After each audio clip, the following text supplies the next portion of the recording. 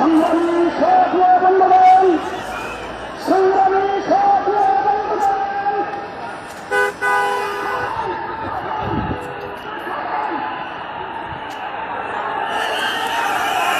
সংগ্রামী কর্মী ভাইদেরকে বলছি, সংগ্রামী কর্মী ভাইদেরকে বলছি, ধৈর্য হবেন না।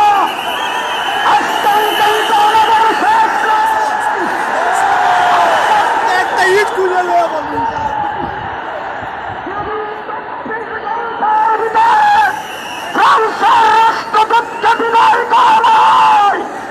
যদি 24 ঘন্টার ভিতরে ফ্রান্সের সাথে কূটনৈতিক সম্পর্ক ছিন্ন করার ঘোষণা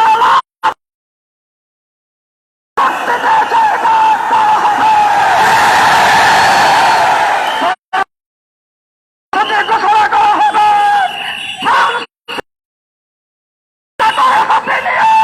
আমরা বাড়িতে ফিরতে চাই। সংগ্রামী সাথী বন্ধুগণ, আমাদের কর্মসূচি এখানেই সমাপ্ত হবে। আমরা আজকে শুধু হেফাজতে ইসলামের জানান দিতে এসেছি। হেফাজতে ইসলাম বাংলাদেশ নয়, বিশ্বের 200 সর্ববৃহৎ অরাজনৈতিক সংগঠন। সেই সংগঠনের নেতৃত্বে আগামী দিনে যে কর্মসূচি ঘোষণা করা হবে, সেই কর্মসূচির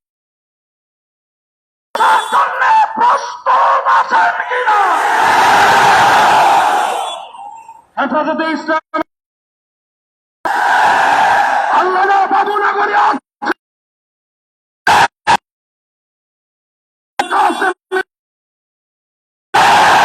যারা মনে করছেন আল্লামা শফির ইন্তেকালের মধ্য দিয়ে হেফাজত যুগের অবসান ঘটবে,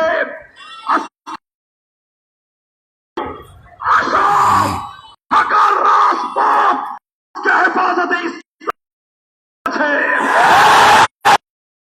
আজকের আইন শৃঙ্খলা বাহিনী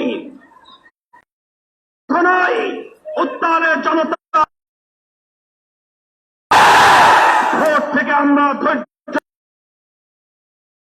প্রতিটি পয়েন্ট আমাদের হয়রানি করা হয়েছে।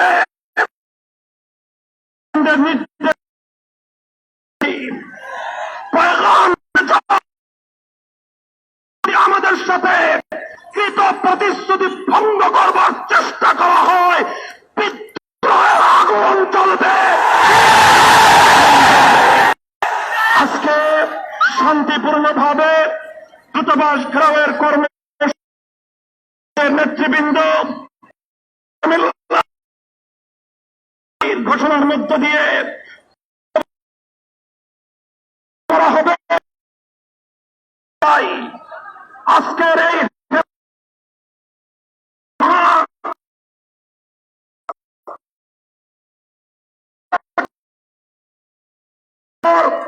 যদি বাংলাদেশ সরকারের কানে পানি না